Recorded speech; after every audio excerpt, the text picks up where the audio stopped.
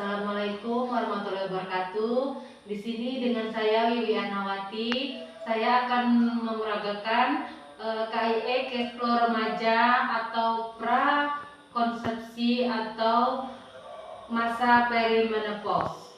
Baik Ibu, di sini saya akan menjelaskan tentang bagaimana siklus menstruasi dan menentukan masa subur.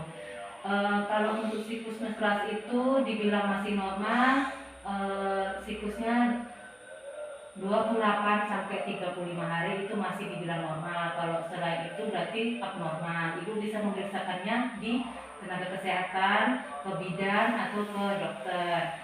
Setelah itu kalau untuk menentukan masa subur itu sekitar 12 sampai 16 hari sebelum masa haid berikutnya.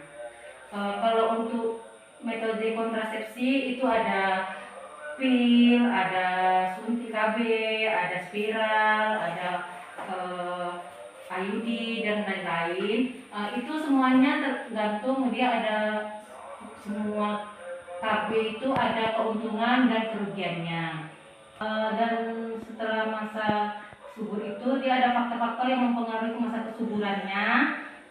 Itu faktornya bisa dari faktor makanan, dari olahraga, istirahat yang cukup, itu bisa mempengaruhi masa kesuburan. Itu juga bisa menyebabkan infertilitas. Dan untuk memastikan kesehatan konsepsi itu Bu, kita harus memastikan kesehatan sebelum melakukan kontrasepsi. Misalnya kan dia KB itu ada yang cocok, ada yang tidak, jadi kita melakukan pemeriksaan terlebih dahulu. Setelah itu asupan nutrisi juga harus cukup, misalnya ibu harus terpenuhi proteinnya, makan sayur dan buah, cukup minum.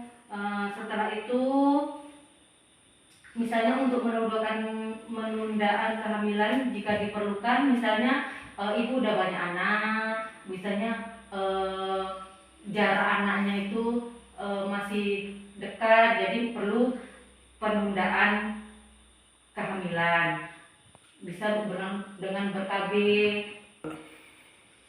Setelah itu Bu, saya akan menjelaskan perubahan hormonal yang terjadi selama masa perimenopause, sebelum menopause. Itu seperti siklus menstruasi yang tidak teratur.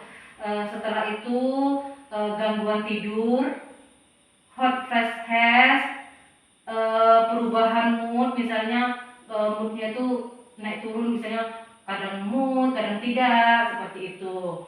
Udah itu di sini ya Ibu, kalau misalnya kita sudah perimenopause kan kita sudah menikah, jadi kemungkinan bisa terjadi penyakit menular seksual. Jadi Ibu bisa kalau misalnya ada gejala-gejala, Ibu bisa langsung memeriksakan ke tenaga medis, misalnya ke bidan atau ke dokter.